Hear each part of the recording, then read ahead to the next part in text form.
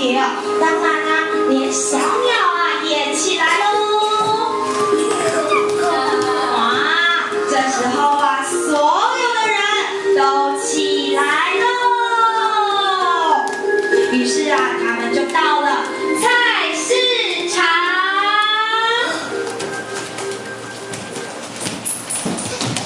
这时候啊，奶奶呀，他们就来到了第一家店，就是蔬果店。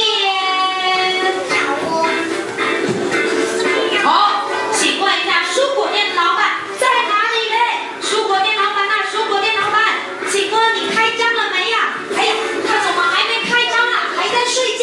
哎呀，真是的！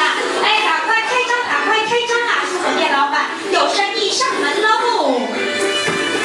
哦，请问蔬果店你们有卖什么呢？哦，有卖茄子，还有卖什么？啊，还有香蕉。哎呀，还卖什么都自己忘记啦，真是的。这时候另外一个老板就大喊着：“哇，真是会做生意啊！”于是奶奶啊就上前买水果喽。